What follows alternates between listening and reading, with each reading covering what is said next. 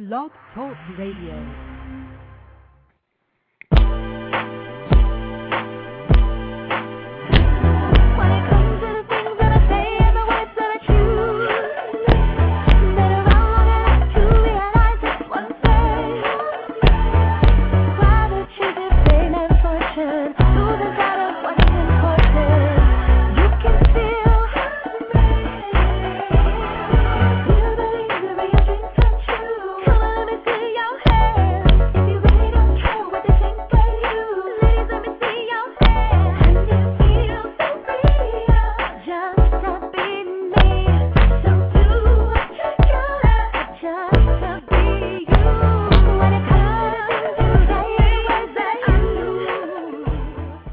Welcome to PLUS Model Radio, the #1 podcast for plus-size women. I'm your host, Chenese Lewis, coming to you live from Los Angeles. Today is a Monday, April 5th, 2010. And if you haven't already, make sure you check out the April edition of PLUS Model Magazine, which is the music issue with the fabulous Joanne Borgella on the cover. And this month's issue has a ton of great interviews with some of your favorite curvy artists. And shout out to Shantae Gordon, who was the guest editor this month. Well done.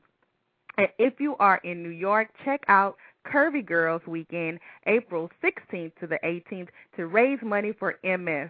The weekend includes a party Friday night hosted by the Glamazons and comedian and PLUS Model Radio correspondent Erica Watson. And then Saturday is the Curvy Shopping with Redress NYC and the MS Walk Sunday with Team PLUS Model Magazine. So for more information on to donate to MS or to participate, visit plusmodelmag.com. And if you are in Los Angeles, join me along with plus-size stylist Rhea Norman and makeup artist Marlena G for Curvy Network, a plus-size shopping event Saturday, April 24th from 7 to 10 p.m. This is a free event, and to find out more information and to register, visit ShaniceLewisProductions.com. Not ShaniceLewis.com, but the business website, the productions.com. And you can also get information about all of this that I mentioned on this show's website at plusmodelradio.com in the news section. And as always, I've got a fantastic show for you this evening. Coming up later on the show are Christina Mendez and Peggy Howell, but up first is Christine Scholl. Christine Scholl is the owner and designer of B&Lu plus-size clothing. B&Lu is a clothing line that specializes in sizes 14 and up. They want to provide a new and fresh look for women of larger sizes. Unlike the usual sizes offered from 1X to 3X, the majority of their sizes go up to a 5X. Their main concept is unique boutique styles in extended sizes. Recent shows the line has appeared on includes the Tyra Banks Show, Fox 9 AM in Minneapolis, and TLC's 10 Years Younger.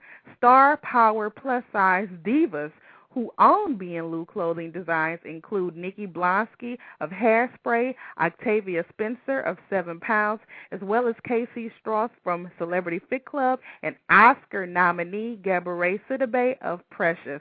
So let's welcome Christine to the show. Chenese, how are you tonight? Hi, I'm wonderful. How are you? Hey, I am doing well. Thank you very much for having me on your show. Well, thanks for being here. Now, tell us, how did you get your start in the fashion industry? Because you're not really in a fashion capital like New York. So not how quite. did this come about? I'm in Minneapolis. How it all started was about, 11 years ago. The inspiration was a daughter of one of my best friends, and she was around 13 at the time, and she was a larger teenage girl. Mm-hmm. And every time we'd go shopping, she'd just be in tears because she couldn't find anything that was appropriate for her age or her body shape. And so it gave me the idea to start a plus-size clothing line that would cater towards plus-size teens. And so I got that line up and running in 2000, and as soon as that line came out, I got so many calls from women in their 20s, 30s, and 40s that just really desired the younger style. So before you launched this line, you were already designing clothing? No, I wasn't. Okay. I was not designing clothing. This was a new business idea of mine about 11 years ago. Okay. And then it just took off. Yep, it just took off, and I just really have had great luck and great success and many loyal customers to contribute to that. So, besides your friend, are you a plus-size woman yourself, or did you just see the opportunity in the market? Well, I am. I'm kind of in that gray area. I'm between like women's size 12 and 14, so I can wear the 1X in my clothing line. Okay. And so I have my own struggles and my own hard time finding styles that I like, but I can wear all of my clothing that I design. Good. So you know how to fit a woman's curves because you can fit them on yourself. I fit them on myself, and I have 2 other fit models that I use. Okay. Now, where does the name B&Lu come from? B&Lu was an idea. It's childhood nicknames of me and my sister. I have a younger sister, and so B was a shortened version of a nickname that my mom had for me as a child, and then Lou was a shortened version of my sister Lucy. So you and your sister are in business together? We aren't. I am the sole owner and founder of the company. Okay. You just thought that was just a catchy name in the family. Just a catchy, cute name. Which it is. Now, you were also recently on the Tyra Banks show. Tell us about your experience on that show and meeting Tyra. Oh, my gosh, that was super cool. First of all, they treat all of their guests like royalty, and so they just flew me out, put me up in a wonderful hotel, had limousines for me, and I got there, and it was just such an experience because she tapes a lot of shows in one day, so I got to meet a lot of different people. Meeting her was wonderful. I was part of her bio campaign, Beauty from the Inside Out, and so I was there as a plus-size clothing resource. She wanted to focus on small businesses, and so it was a great opportunity for me to go on the show and tell a little bit about my line and how to find my styles. But she was just a really great person, and she was just super real, and just it was like sitting next to the girl next door. Now, did you get to chit-chat with her off camera? Or not too much because she was taping 3 shows that day, so it was just like go, go, go, go. Right. But it was a great experience for me to be on TV like that. I really enjoyed it. And was some of the clothing modeled on the show? It wasn't. I was featured with another woman that had a shoe line up to a woman size 16. Oh, okay. And so we just got to sit and talk about our companies for a few minutes. Well, that was great. That was good exposure. It was awesome. We got lots of business from it, lots of new customers, and just a really nice thing to add to our resume for the clothing line. Now, for those listening that aren't familiar with your clothing line, tell us what types of clothing is included in your collection. Okay, well, I consider our clothing to be more casual. I do a lot of dresses, tops, denim, skirts, shrugs, things that you can wear out at night or to different events, some pieces that can be worn in the office. But what I try to do is I try to design things that are really unique and trendy that you're not going to find really anywhere else or in the normal chain stores or in the malls. And for summer, I'm trying to do very romantic, frilly, girly types of styles. So just things that aren't so dowdy and frumpy and tenty, but more fitted to the body, things that show off the natural curves of women. Now, would you say your clothing line is geared towards younger women or my customer is mid-20s to mid-40s. Oh, okay. So I've got women of all different ages, shapes, and sizes. I start at a 14 and go up to a size 30. Okay. And what is the price range of the clothing you carry? Well, I try to keep with the economy the way it is, I've tried to keep my price point very moderate. So I have items starting at $20, and my most expensive item is $59. Okay, so that's So it's a really moderate price range. I don't want to break anyone's pocketbook. I want people to be able to order more than 1 or 2 pieces. And I'm trying to keep my styles really fresh. So when you visit my website, you're going to see new things almost every week. Now, you mentioned with your sizes, you go up to a size 30. Now, I know a lot of plus-size clothing line cut it off at a 24. Is that bring you extra business because it's even less choices the bigger you go? It does. We have a really good customer base that purchases I call them my 4Xs and my 5Xs. Mm-hmm. My 4X is equivalent to a women's size 26, 28, and my 5X is equivalent to a women's size 30. Okay. So, we do have a great following of customers that fall within that size range. Right, because they can't really walk into the store and have as many choices as the average plus-size woman. That's true. Most plus-size designers and labels are only going up to a size 3X, which is, depending upon, the designer, could be anywhere from a 20 to a 24. Right. Exactly. So what do you think makes your clothing line stand out from others? Well, what my customers tell me is that the pieces are very unique. The cuts and the fits that we're providing for our customers are celebrating their curves instead of hiding them. I'm trying to use a lot of color for spring and summer, a lot of different prints, just different things that you're not going to see anywhere else. And what my customers tell me is that they know if they buy from me at B&Lu, they're not going to see anyone else walking down the street with it. Right. And that's what I think keeps them coming back for more, is that they know they have something unique and special that probably no one else is going to have. Right, because some of the other plus-size websites or stores, they don't really design their own clothing, and a lot of them get it from the same source, so you can see some of the same things over and over again. But you design all of yours, and it's all original pieces.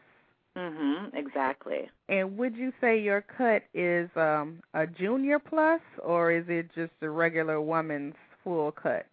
It's a true women's plus-size cut. Okay, that's perfect. So we used to do a little bit of the junior plus in the past, but we're done with that. I want to have things very true to size, and I would rather have things run a little more generous than small. Right.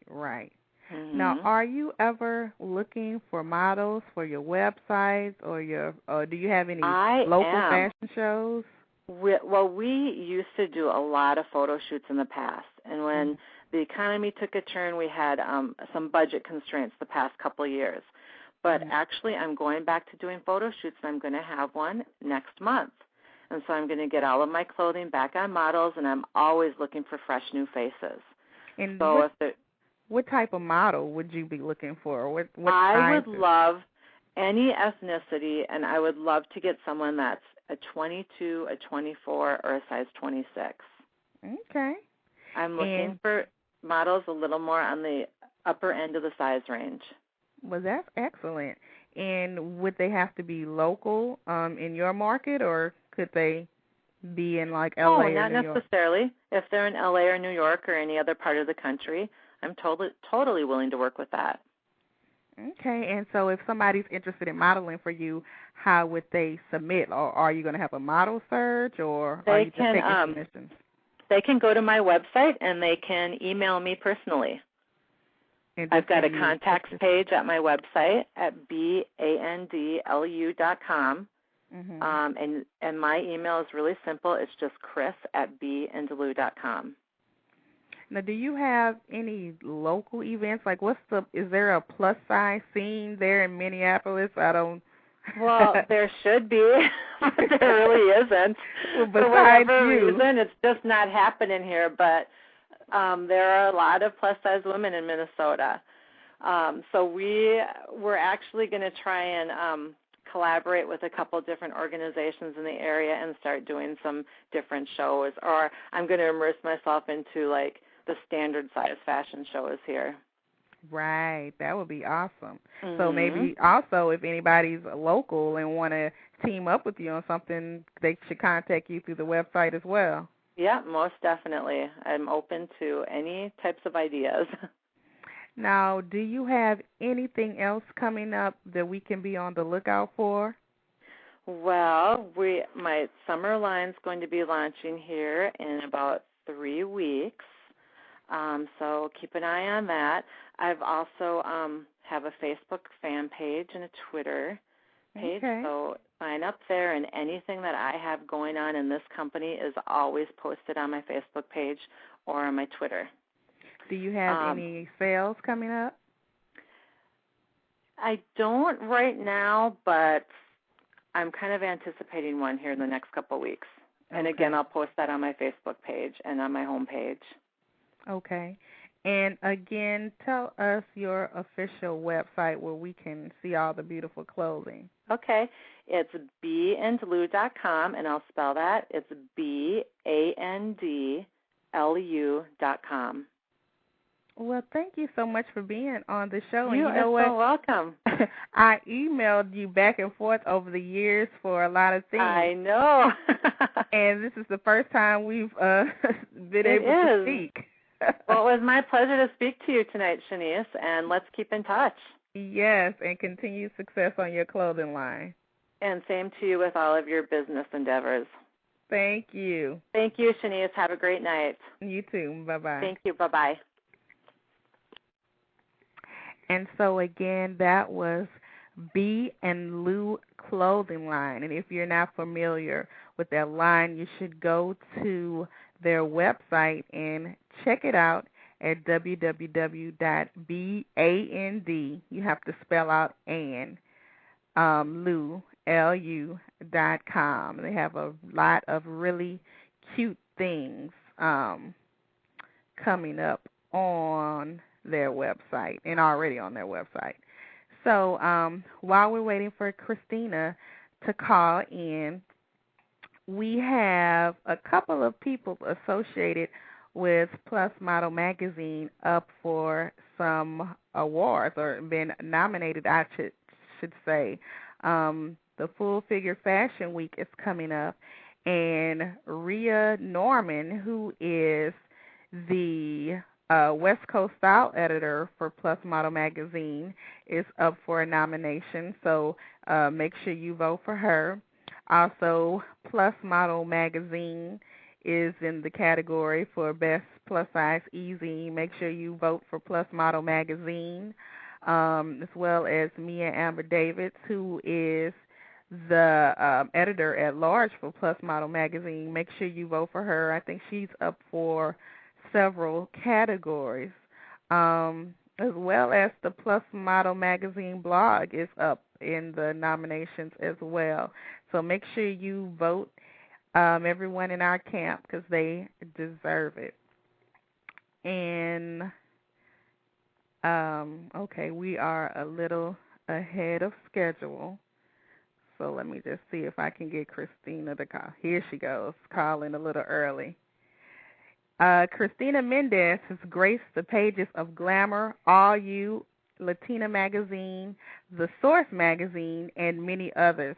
She's worked the runway for BET's Rip the Runway, Full Figure Fashion Week, Art of Curves, Macy's, and Lane Bryant's in-store fashion shows in NYC. And in June 2009, she became one of Essence.com's newest virtual models. Christina has also become one of the first real-size Hispanic urban models to work as a featured model for brands such as Baby Fat, Apple Bottoms, Rockaware, Darion, and more.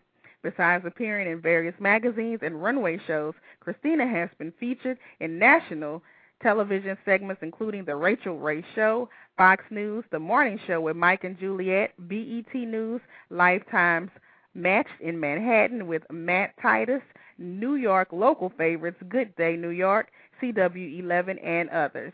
In 2009, Fox News named Miss Mendez one of the sexiest, most successful top plus-size models in the industry, and the Source magazine's September-October 2009 issue has declared Miss Mendez one of the most influential Latinas.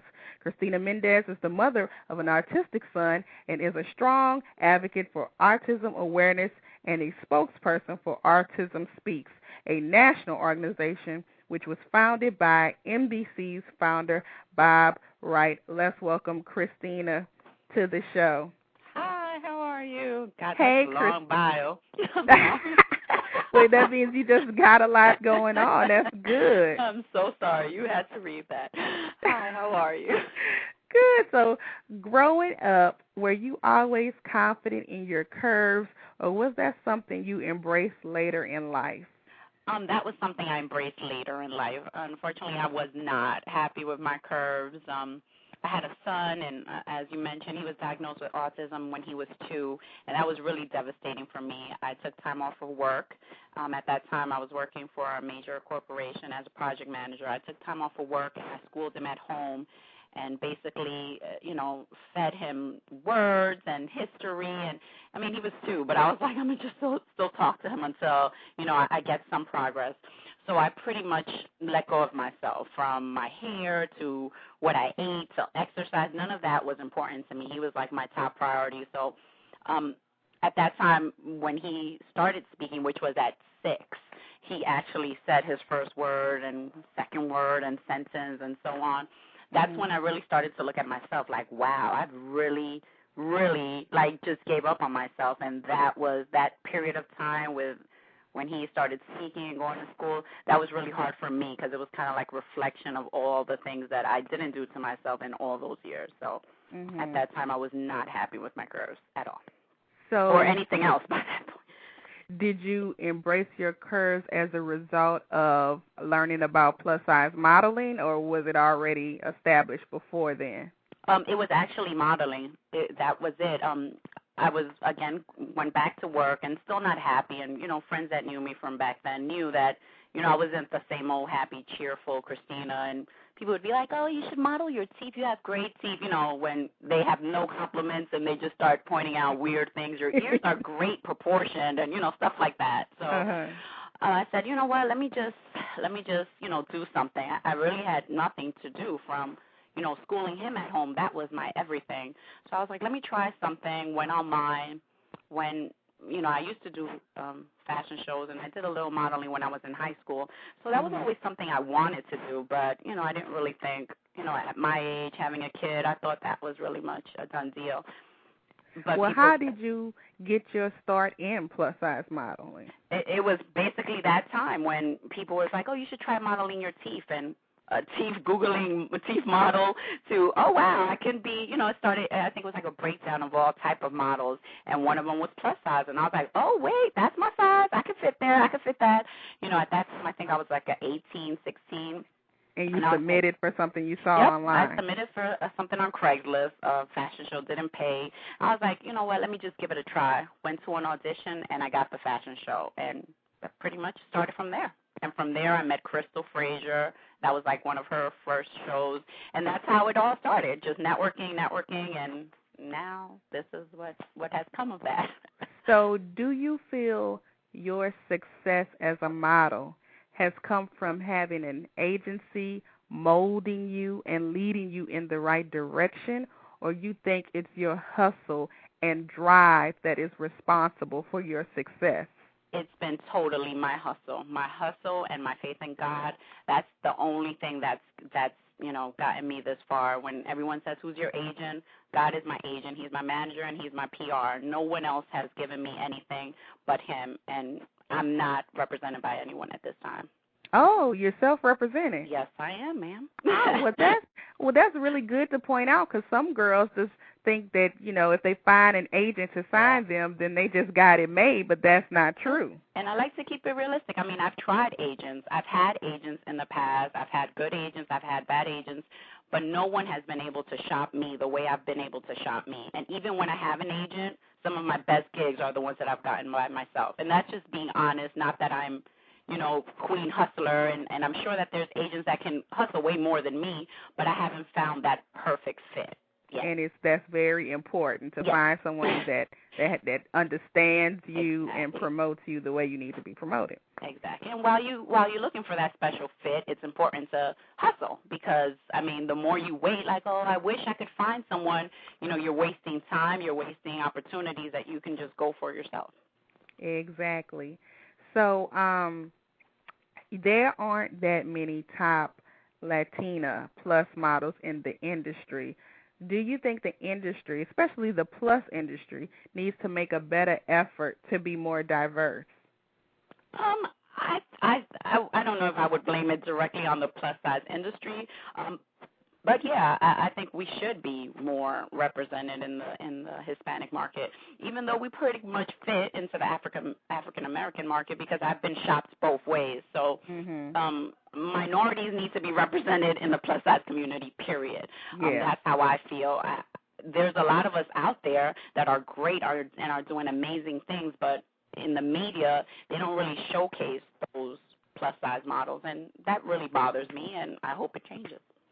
Now, I noticed in your intro I wrote you are considered like an urban model. Why are you considered urban? I don't know if I'm considered urban. I don't want to have that title. I just want to be my title that I prefer would be a real size model because I think that I can be relatable to anyone. Urban, I think, because of the baby fat and, because of the, curves and, big hips. I can easily do, video vixen thing, which I choose never to do. But, I mean, I can fit into both markets if I wanted to go that way, I guess. And I can tell from what you said previously about God is your agent and some of the quotes and verses you put on your social network that you are a religious person. Yeah. How do you think that has affected your career? Are there things that you won't do or had to return down as a result of your beliefs? Yes, there's been a lot of situations, and magazines have come up to me for, to do shoots.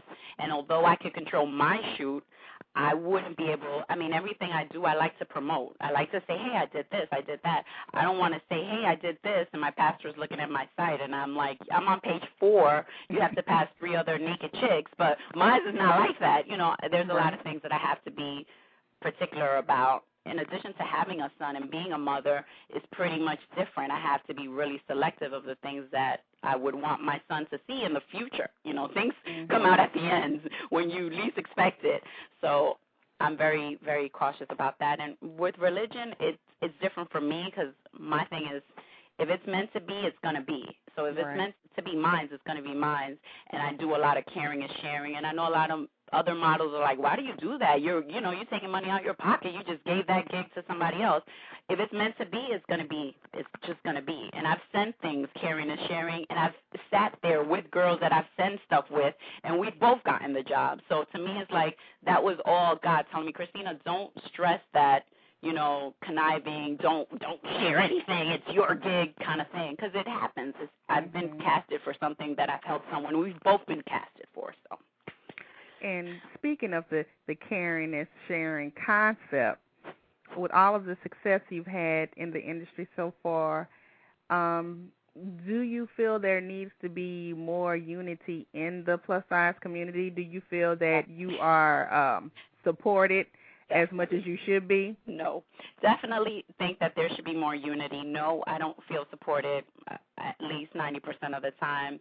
When I do get recognition within the plus-size community, I'm extremely excited. That it's more exciting to me than booking a major gig because I'm like, wow, they remember me, So, yes, I really feel like the newbie, and I know I put it always on my Facebook. I am definitely the underdog, but I'm just happy to be here, and I'm very grateful for the blessings that I've gotten. And like I said before, if it's meant to be, it'll be, and I'll just keep pushing and keep striving to do what I love to do.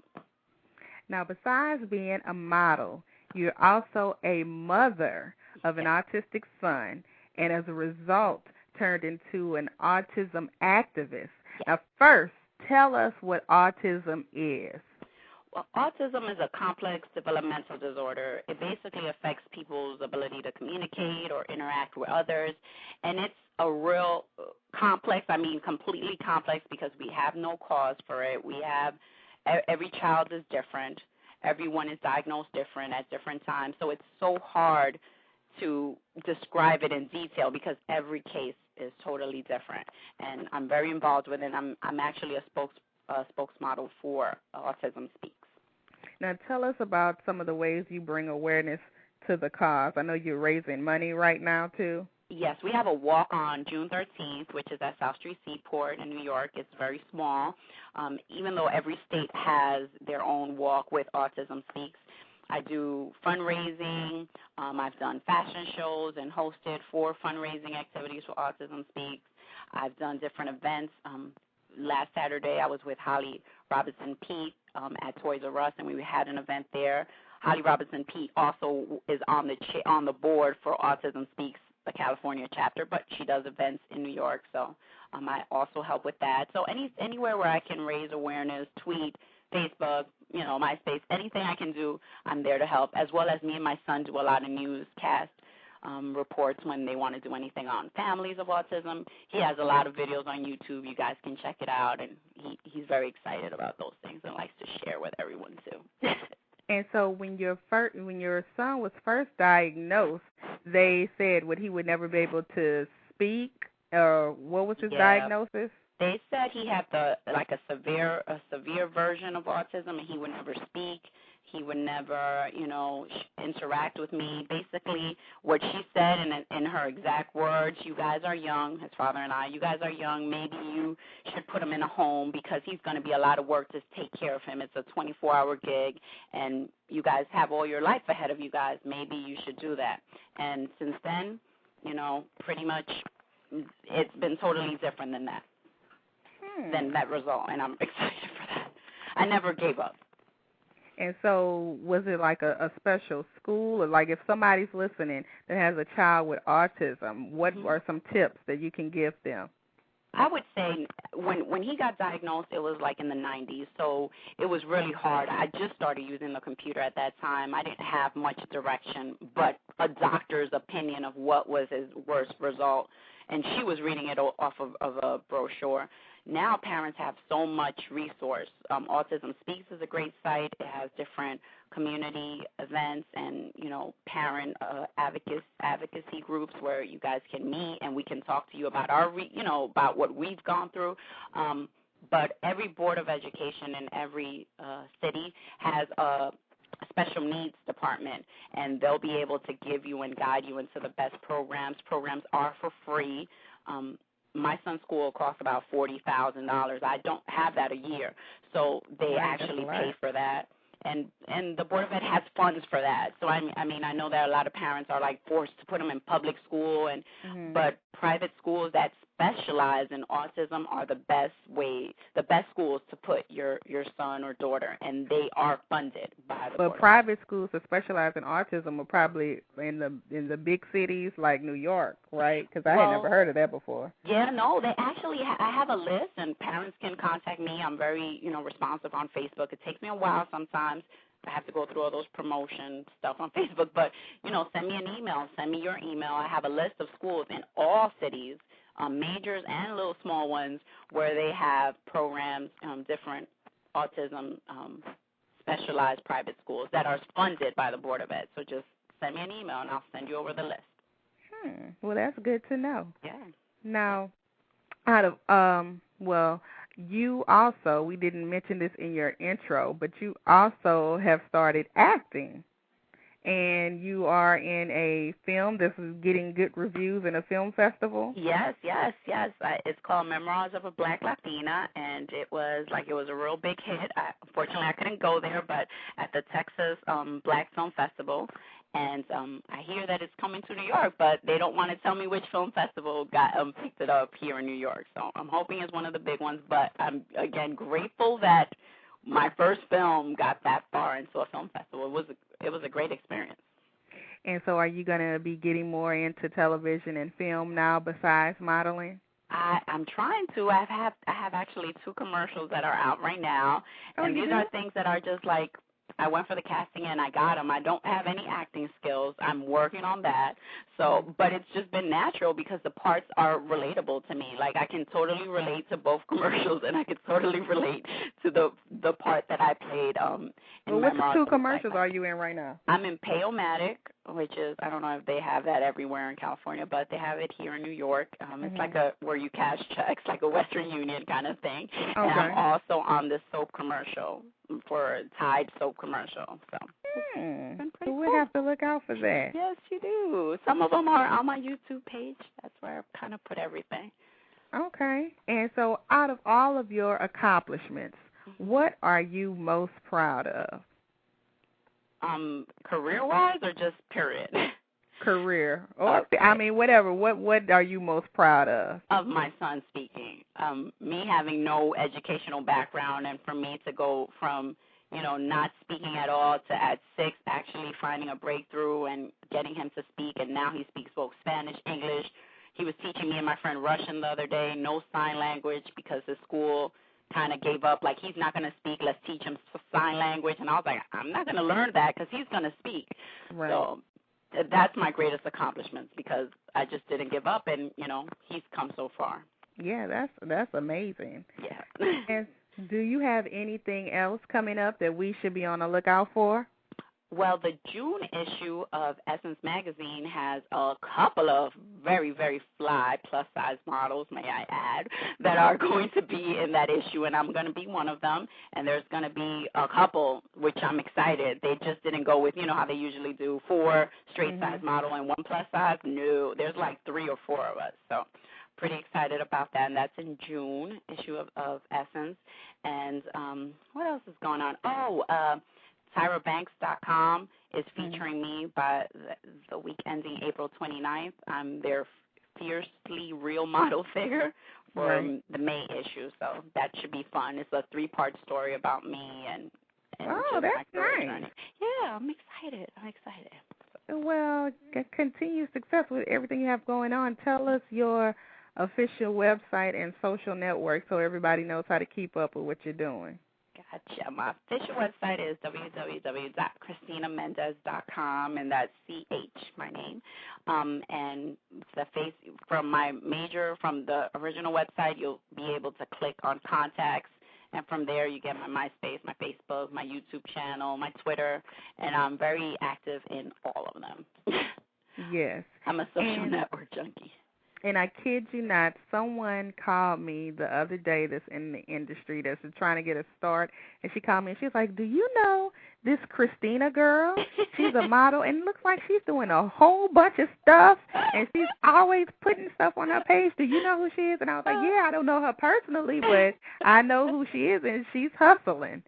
So people are taking notice because, I mean, that's a true story. Just the other day, because, like, you posted your Chase picture, your Chase commercial ad, and people are like, wow, she's doing a lot of stuff. And then especially to be self-represented, I thought you had an agency. So everyone does the same. Everyone does. But yeah, that is awesome. So just keep up the good work. Thank you so much. Thank you for having me. And thank you for being on the show. And thank you guys for supporting me. Please donate and support. Oh, and vote for me on the Full Figure Fashion Week. If I win, that would be like, woof. What category are you in? I'm on PLUS Print Model of the Year, and the competition is tough. I mean, so tough. I wouldn't even vote for myself, but just you don't say that. I'm just saying the truth. I was like, I was looking at my name. I was like, God, would it be unfair? No, let me just vote. So just. It's the year of the underdogs. That's all I say. And also, before you go, I don't know if we said how to join you in the autism walk or how to give money to that. Yeah, you can go to my Facebook page. I have the links up to donate, or you can take this information down, which is our walk website, which is www.walknowforautism.org/NYC/Team Mendez. And you can watch a little video that CBS did on my son Damien, and you guys can see the story, by someone else, not me. And that's on your YouTube page. That's actually on that Walk Now for Autism. Oh, okay. So okay. You guys can go there, but I know the link is kind of long, so you guys can definitely go to my Facebook page, and it's on the wall regarding donations, and to join us. It's free, and it's a very short walk. It's about 3 miles, but well, that's not that short. Yeah, no, it's really short. Compared to, like, the cancer walk and in New York, this is, like, super short. So it's just about support. Oh, yes, it is. It is. And congratulations on all of your success, and thanks for being on the show. And you'll have to come back on when you got more stuff to tell us about. Thank you so much, and thank you guys for your support. I really, really appreciate it. Yeah, all right. Enjoy the rest of your evening. Thank you. Bye-bye. Bye. And again, that's Christina Mendez. Check out her website at www.christinamendez.com. And last but definitely not least is Peggy Howell. Peggy Howell is the Public Relations Director of NAAFA and partner in ChunkyBusiness.com and shares her home in Las Vegas with her sister, Darlene. Both sisters volunteer their time to NAAFA and several groups in the size acceptance community. Peggy has served as Public Relations Director for NAAFA for more than 5 years and has worked diligently to raise awareness of the organization and its causes. Let's welcome Peggy to the show. Hi, Peggy. Are you there? Hi, Chenese. I am. Thank you very much for inviting me to join you. Well, thank you so much for being on the show. We have so much to talk about. It's a lot going on. There is, isn't there? Yeah. So you are the Public Relations Director of NAAFA. And for those of that are listening that are not familiar with the organization, NAAFA stands for the National Association to Advance Fat Acceptance. And the organization is viewed by some as very radical and militant.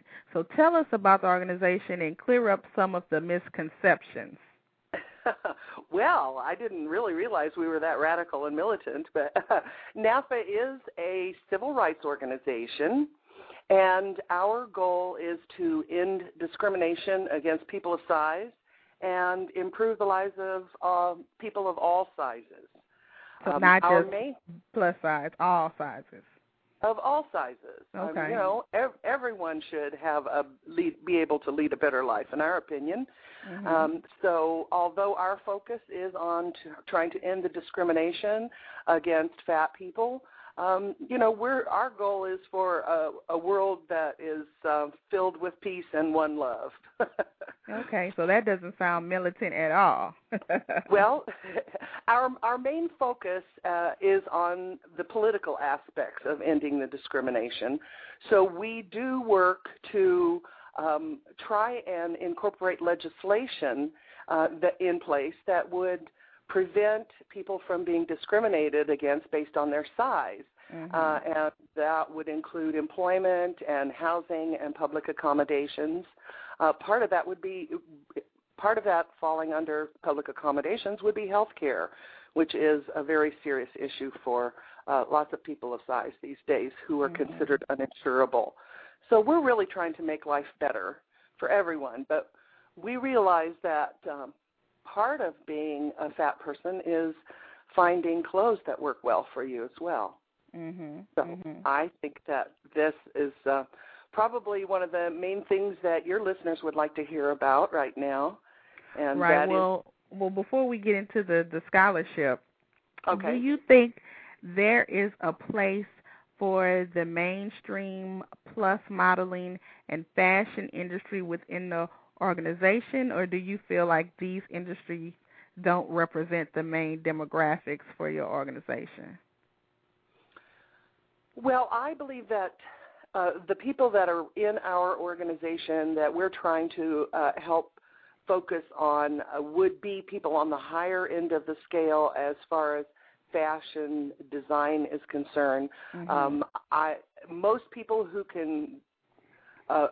are able to walk into a store and buy clothing off the rack would be up to maybe a size 24 in some stores, or right. maybe a 26 or 28 in some.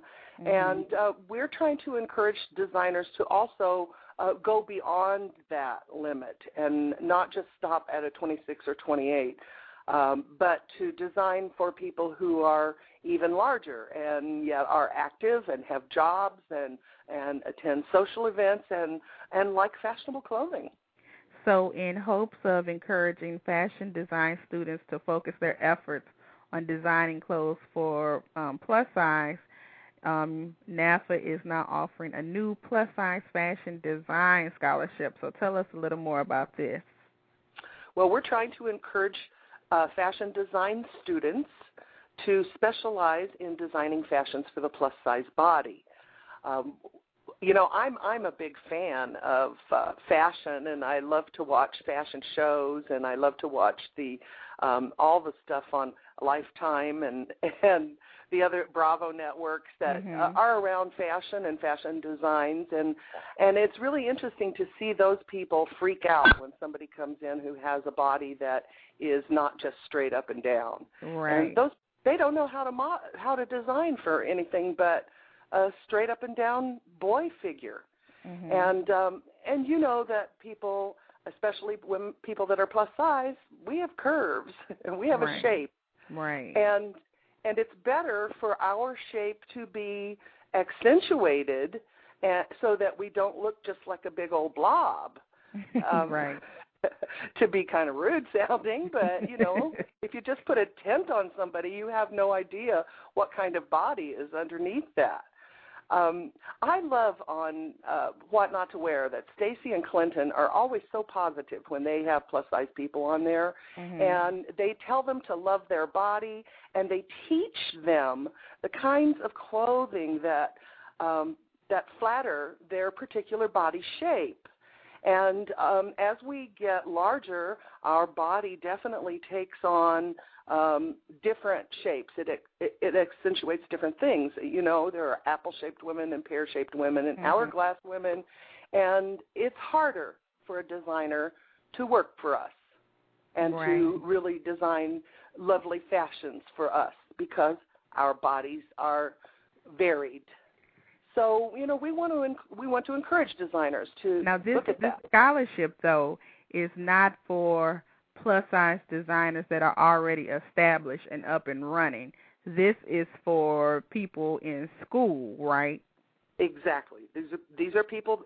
One of the requirements is that you have to be enrolled in a fashion design school.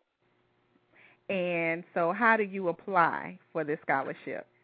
Okay, in order to go on to apply, to read all of the details and to apply for the scholarship, people should go to www.NAAFA.org, O-R-G. And once there, click on the 2010 convention link, and that will then take you to the page about our convention this year. At the convention, we'll be having a fashion show, and we want the designers' fashions to be featured in our show. On that convention page, you'll see fashion scholarship link. And go ahead, I'm sorry.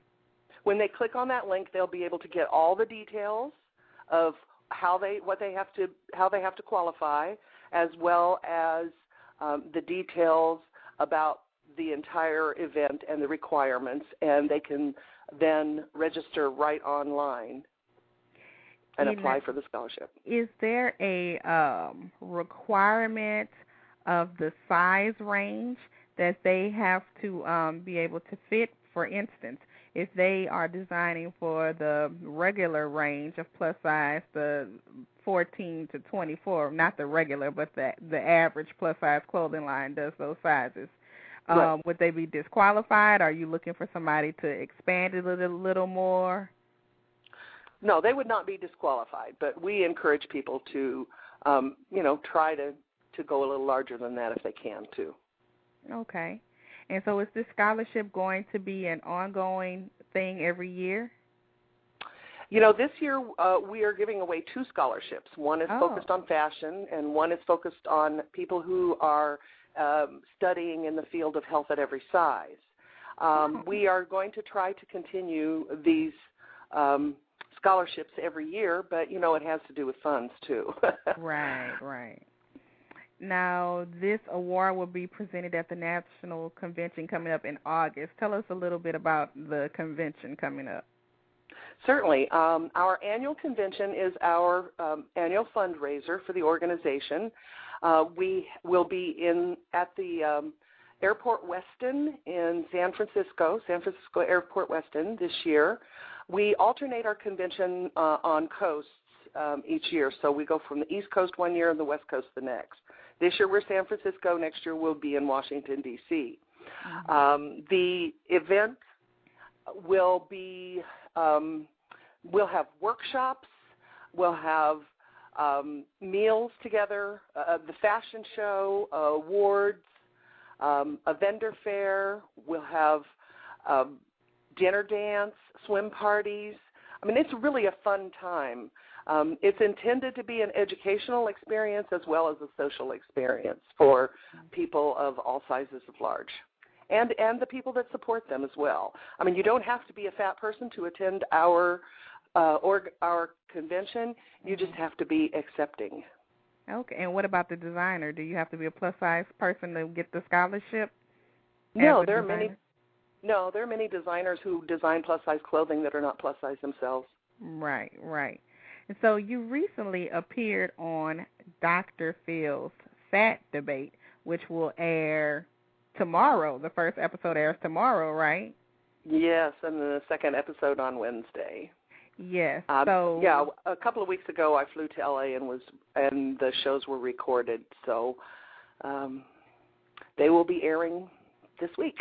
So can you give us a sneak peek about some of the things that was discussed? Was it from what I saw in the description, it keeps saying it was heated and lively. Those are key words it kept saying. They did keep saying that, didn't they? I can tell you, although I am not supposed to discuss the content of the show, I can tell you that it was more like a Jerry Springer show to me. Really? But I haven't watched Dr. Phil in a few years. I didn't tell him that when they invited me on. But of course not. Once he started being so fat-phobic and hateful toward fat people and introduced his own diet line, I stopped watching his show. I am now hearing from others that his debates are often not what one would really consider a debate. To me, well, several weeks ago they did a Nightline debate in New York City, and it was well-ordered and people had a chance to speak without being interrupted or shouting over the top of one another. And I anticipated, because they said that that's what motivated their show, I anticipated it would be similar. Right. Not knowing that his debates are not debates at all, from what now I'm hearing from other people. So would you say you weren't pleased at the outcome? There were parts of it that I was pleased with and parts of it I was not pleased with. But I guess you have to see how they edit it to really form your opinion. That's the key. I won't know until I see it tomorrow myself with the rest of you, what they did in the editing process. So they could have done anything they wanted with it, and they could have deleted portions. They could have added stuff that didn't happen when we were there. They could rearrange the order in which things happen. You just don't know. There's a lot can happen in television editing. Well, we're definitely going to tune in, because besides you, a contributor for this show, Erica Watson, was on there as well. So yes, she was. A lot of people we're familiar with are going to be on there tomorrow. So we will definitely tune in. And great. Besides being a PR director, you also have your own business called chunkybusiness.com. So tell us more about that. Sure. My business is an online art gallery and gift shop directed to the plus-size community. All of our art, which is not just pictures and photographs, but also statues and other functional things like candle holders and various items like that, all are supportive of fat people. They're all whimsical and fun and upbeat and uplifting, and they make you feel good about yourself and the world in general, I think. Yeah, it's really cute, fun things. Thank you.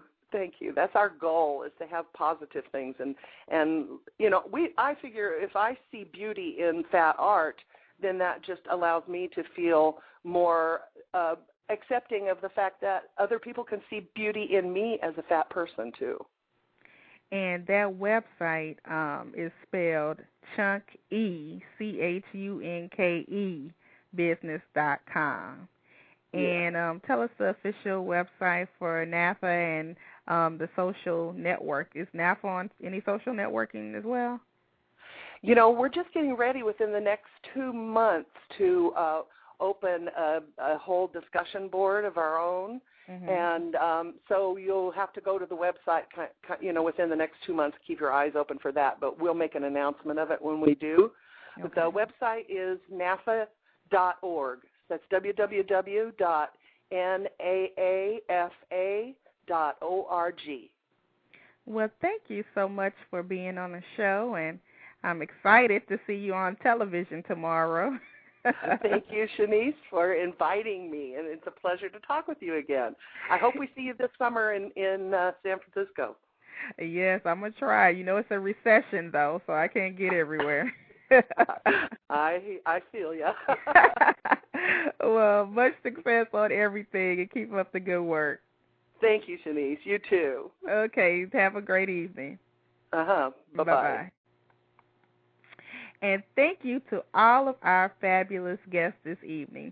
Tune in next week, and we'll have more PLUS industry professionals with stories to not only inspire you, but to keep you connected. If you're interested in advertising on our show, being a guest, or have questions, go to our official website at www.plusmodelradio.com. And if you haven't already, don't forget to join our fan page on Facebook.com/PlusModelRadio.